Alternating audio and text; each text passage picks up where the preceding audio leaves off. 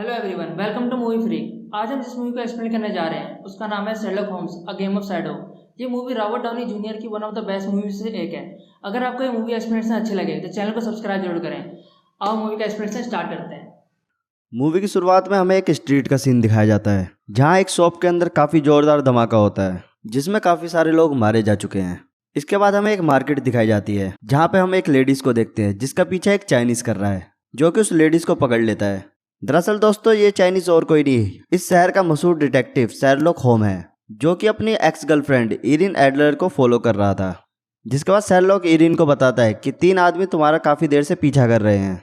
जिसके बाद Erin Sherlock को लेके एक सुनसान गली में जाती है और वो शेरलॉक को बताती है ये मेरा पीछा नहीं कर रहे हैं बल्कि ये लोग मुझे एस्कॉर्ट कर रहे हैं। यानी कि शेरलॉक होम अब लड़के के चक्कर में मार खाने वाला है। दोस्तों दरअसल इरिन भी एक प्रोफेशनल चोर है और इस वक्त वो किसी खतरनाक आदमी के लिए काम कर रही है। इरिन के वहां से जाने के बाद शेरलॉक और इन गुंडों के बीच में लड़ाई होती है, लेकिन किसी तरह से शेरलॉक खुद को बचाते हुए इन सबको निपटा देता है। दरअसल शेरलॉक की फाइटिंग स्किल्स काफी अच्छी होती है जिसकी वजह से वो इतने सारे गुंडों के बीच में भी बच गया। और दूसरी तरफ इरिन एक ऑप्शन में जाके एक बुढ़े आदमी से मिलती है जिसका नाम हॉफमैन होता है। यहाँ पे इरिन एक पैकेट को देकर उस आदमी को बोलती है कि ये पैकेट बॉस ने भिजवाया है। और जैसे ही वो आदमी उस पैकेट को खोलने वाला होता है कि तभी वहाँ पर शेरलॉक होम भी आ जाता है और उसे वो बॉक्स खोलने से रोक लेता है, क्योंकि दोस्तों इस पैकेट के अंदर एक बॉम्ब था और इसकी जगह उस बैग के अंदर पैसे होने चाहिए थे। ये सब देखकर इरिन वहाँ से जाने लगती है, लेकिन शेरलॉक होम उसे रोक लेता है और उसके पास जो एक चिट्ठी होती है उसे ले लेता है और वो कहता है कि शाम को डिनर में मिलते हैं। एरिन उस बॉम्ब को देखकर काफी डर चुकी थी, इसलिए वो जल्दी से वहां से चली जाती है। इसके बाद शेरलॉक होम उस बॉम्ब को एक ताबूत के अंदर डाल देता है जिसपे बम फटने के बाद किसी भी टाइप का नुकसान नहीं होता। इसके बाद डॉक्टर भी वहां से भागने लगता है और जब शेरलॉक होम उसका पीछा करते हुए बाहर जाता है तब वो देखता है कि डॉक्टर का किसी ने एक जहरीला डॉट मार के मर्डर कर दिया है। दूसरी तरफ एडलर जब मोरियार्टी से मिलती है और वो बताते हैं कि शेरलॉक होम ने वो लेटर उससे ले लिया है जो डॉक्टर ने उसे दिया था, जिस बात पे मोरियार्टी को काफी गुस्सा आता है और वो उससे बोलता है कि अब तुम्हारी सेवाएं सारी खत्म हो गई हैं। तभी एडलर वहां से जाने लगती है, जिसके बाद वो वहीं बेहोश होकर गिर जाती है।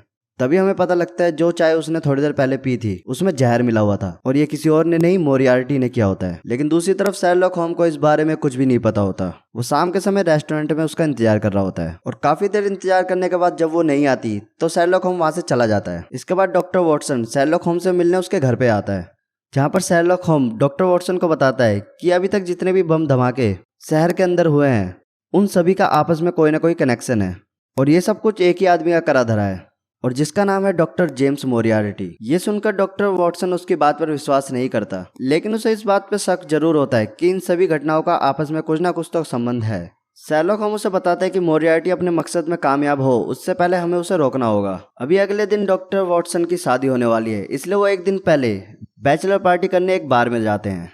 तभी हम वहाँ शेरलॉक होम के बड़े भाई को देखते हैं। वो एक सरकारी महकमे में काम करता है, जहाँ पर वो उन्हें बताता है कि यूरोप के हाल काफी नाजुक है, कभी भी कुछ भी हो सकता है, क्योंकि शहर में हुए बम धमाकों की वजह से उनके बीच में युद्ध की परिस्थितियां बनी हुई है। इस बार के अंदर एक महिला होती है जो कार्ड देखकर भविष्य बताती है। शेरलॉक होम उससे मिलने जाता है। दरअसल ये वही लड़की है जिसका लेटर शेरलॉक होम को एडलर से मिला होता है। इस लड़की का नाम सिंजा होता है। शेरलॉक होम उसे उसके भाई का लेटर देता है। सिंजा उस लेटर को देखती है और उसमें उसके भाई की फोटो छपी होती है और दूसरी तरफ लिखा होता है कि जब तक तुम मेरा ये लेटर पढ़ रही होगी हो सकता है तब तक मेरा मर्डर हो चुका हो और मुझे मेरे जीवन का मकसद मिल चुका है जिसकी मुझे कीमत चुकानी होगी। जिस पर शेरलॉक होम उससे पूछता है कि तुम्हारे भाई का ऐसा कौन सा मकसद था, जिस पे वो उसे कुछ भी नहीं बताती और वो शेरलॉक को बोलती है कि तुम्हारा समय खत्म हो गया है और तुम यहाँ से जा सकते हो।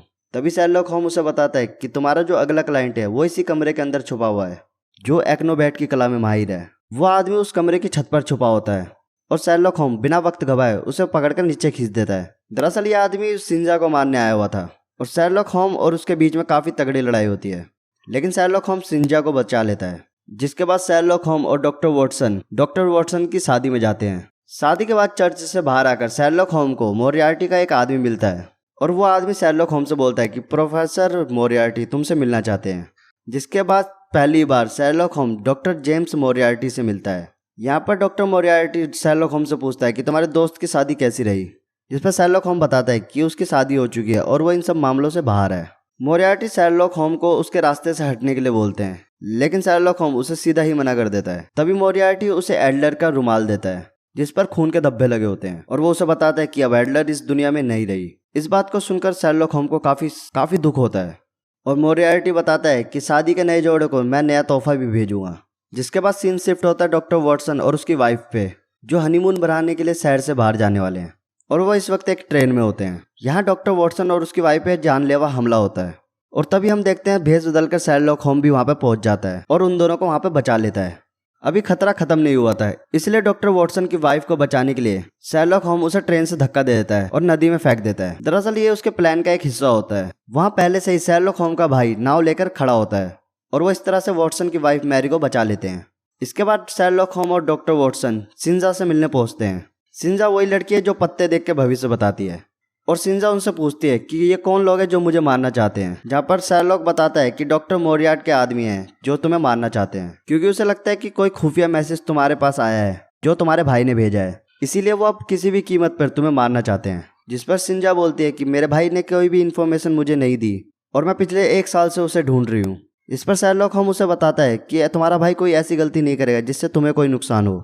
इतना सुनकर शिंजा उसे कुछ ड्राइंग दिखाती है जो कुछ समय पहले उसके भाई ने उसे दी थी। उन ड्राइंग के पेपर्स को देखकर शेरलॉक होम्स समझ जाता है कि वो किस प्रिंटिंग प्रेस पे बना हुआ है। इसके बाद वो तीनों उस आदमी की कंपनी में जाते हैं ये ड्राइंग प्रिंट हुई थी, जहाँ पर शेरलॉक को पता लगता है कि इस कंपनी का काम केवल प्रिंट करना नहीं बल्कि बॉम्ब बनाना और इनलीगल काम भी होते हैं और ये बंदा अब प्रोफेसर मोरियार्टी के लिए भी काम करता है।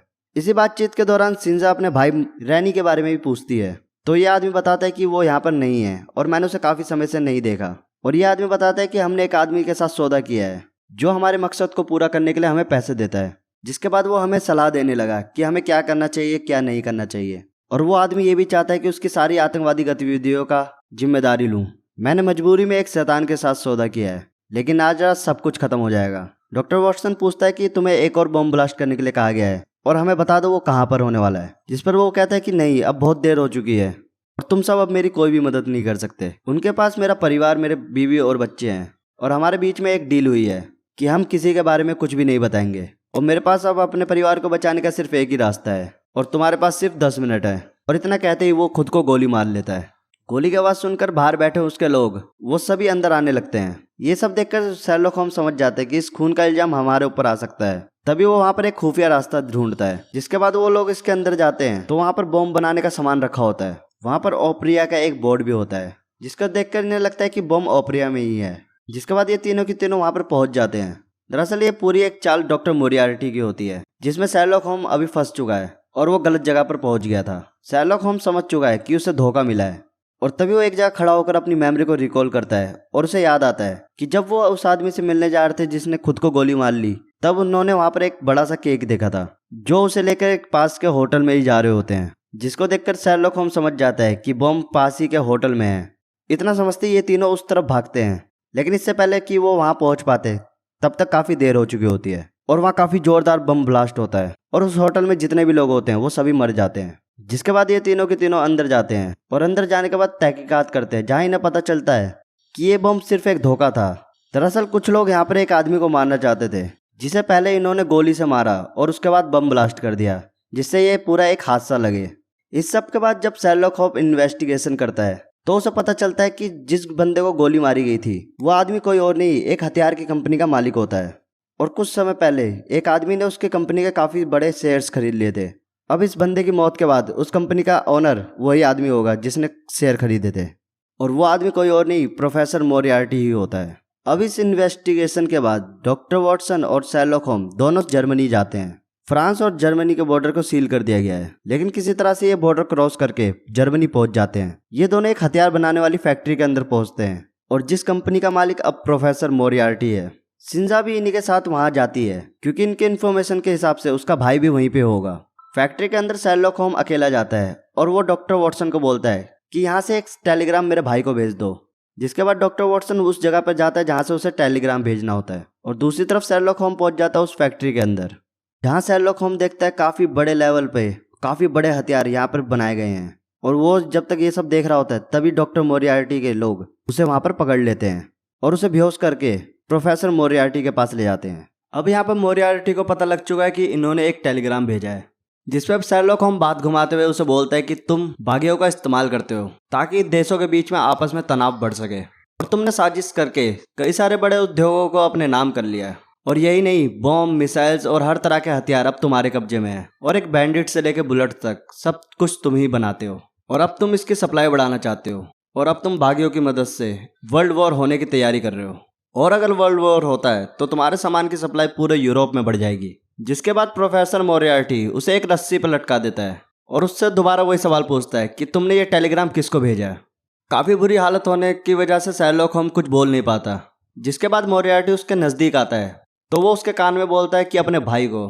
तभी हम बाहर देखते हैं डॉक्टर मोरियार्टी का आदमी जो एक स्नाइपर है, वो वॉटसन के ऊपर हमला कर रहा है।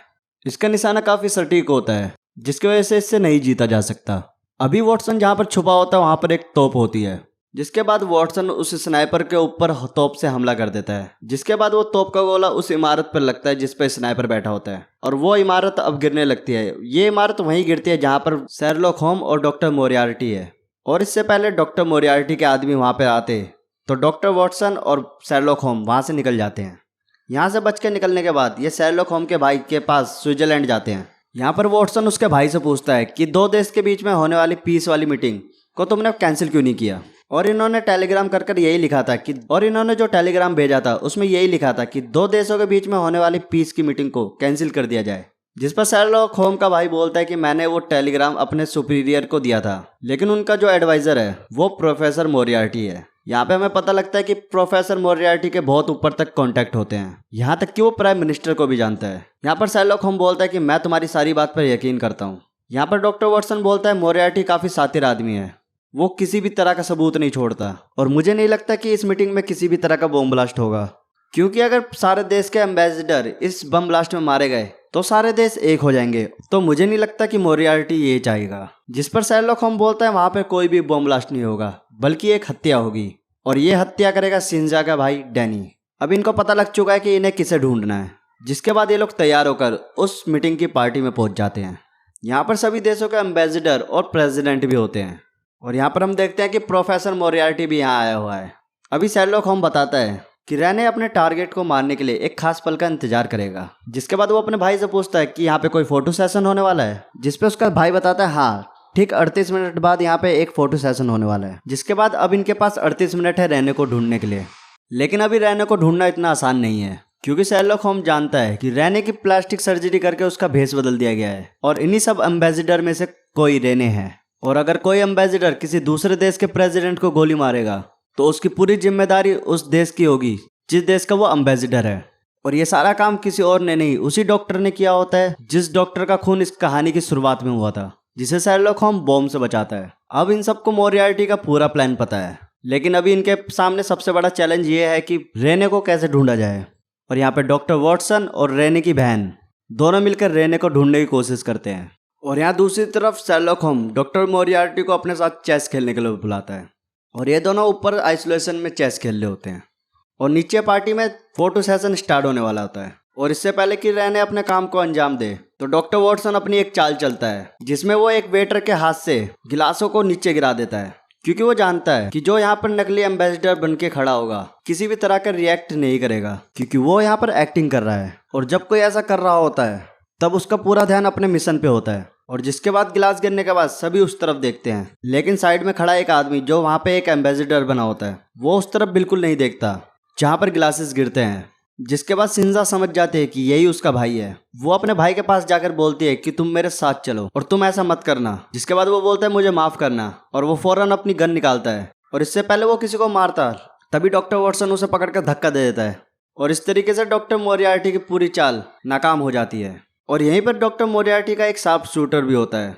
जिसके पास एक स्टिक होती है और वो इस स्टिक से एक जहरीली पिन को शूट करता है जिससे रेने की वहीं पर मौत हो जाती है। इसके बाद हमें ऊपर दिखाया जाता है कि डॉक्टर मोरियार्टी और शर्लॉक होम्स चेस खेल रहे होते हैं और इन दोनों को ही पूरी सिचुएशन का आइडिया होता है, जिसपे प्रोफेसर मोरियार्टी बोलता है कि तुमने मेरी सारी चालों को नाकाम कर दिया, लेकिन मेरे बैंडेड बनाने और गोलियां बेचने की और जो सारा सामान जो मेरे पास है उसकी ज़रूरतों को तुम कभी भी कम नहीं कर सकते। मेरे पास बहुत संपत्ति है और मैं दोबारा से ये सिचुएशन को बना सकता हूँ। जिसपे शर्लॉक होम्स उसे बताता है कि तुम्हारी अपार संपत्ति अब घट चुकी है। वो बताते हैं कि मैंने तुम्हारे काफ़ी सारे लेक्चर अटेंड किए और जब मैंने पहली बार तुम्हारी लाल डायरी देखी थी तो मैंने उसे हासिल करने की कोशिश की, लेकिन वो इतना आसान नहीं था। मैंने तुम्हें पार्क में बैठकर अपनी लाल डायरी को पढ़ते हुए देखा और मुझे शक हुआ कि तुम्हें इतनी बड़ी संपत्ति का लेखा जोखा कहीं तो रखना पड़ता होगा। और उस वक्त जब तुम मेरे पास आए थे, जब मैं घायल था, तब उस वक्त मैंने अपनी डायरी को तुम्हारी नकली डायरी से बदल दिया था। लेकिन इस डायरी में सारी इन्फॉर्मेशन कोड में थी। लेकिन जब शेरलॉक होम्स पहली बार डॉक्टर मोरियार्टी से मिलने के लिए उनके ऑफिस गए थे, तब मैंने वहाँ पे एक किताब देखी थी, the art of domestic horticulture. और उस किताब की मदद से मैंने सारे कोड को डिकोड कर दिया था। और ये सारी इन्फॉर्मेशन मैंने डॉक्टर वॉटसन की वाइफ मैरी को लंदन में भेज देते हैं, जहाँ पर एक इंस्पेक्टर की मदद से उसकी सारी संपत्ति को जब्त कर लिया जाता है और उसकी सारी संपत्ति को नीलाम करके सैनिक और अनाथ बच्चों में दान कर दिया गया है। और इतना बोलते ही शेरलॉक होम्स मोरियार्टी को चेस में भी हरा देता है। जिसके बाद डॉक्टर मोरियार्टी बोलता है कि एक बार मेरा सारा काम यहाँ पे खत्म हो जाए, जिसके बाद मेरा अब सिर्फ एक ही मकसद होगा, डॉक्टर वॉटसन और उसकी वाइफ के लिए एक शानदार मौत तय करना।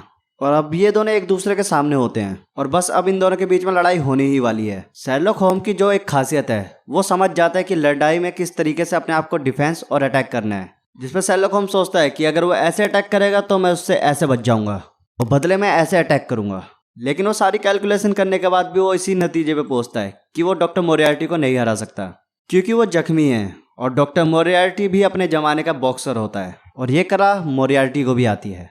वो भी बहुत दूर तक फाइट को देख सकता है, जिसका मतलब वो भी अपनी फाइट को प्लान कर चुका है। लेकिन अभी शेरलॉक होम्स को पता है कि वो नहीं जीत सकता, इसीलिए वो डॉक्टर मोरियार्टी को पकड़कर ऊपर से नीचे कूद जाता है। अभी ये एक ऐसी बिल्डिंग पर खड़े हैं जो पहाड़ की ऊंचाई पर है और उसके बिल्कुल नीचे एक बहुत बड़ा झरना होता है और इस तरह ये दोनों झरने में कूदकर उसमें गिरकर मर जाते हैं। अब यहाँ पर शेरलॉक होम्स की मौत से उसका दोस्त वॉटसन काफी परेशान होता है और अभी वो बहुत दुखी है।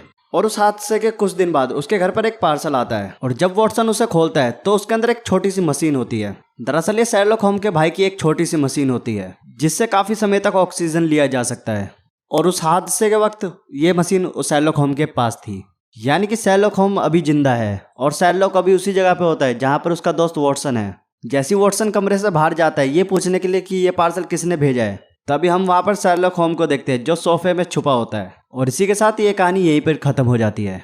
सो गाइस, अगर आपको ये मूवी की स्टोरी पसंद आई हो तो हमारे चैनल मूवी फ्रीक को सब्सक्राइब कर लीजिए और हमें कमेंट करके जरूर बताइए कि आप कौन सी मूवी एक्सपीरियंस सुनना चाहते हैं। मिलते हैं नेक्स्ट मूवी और स्टोरी के साथ, तब तक के लिए गुड बाय।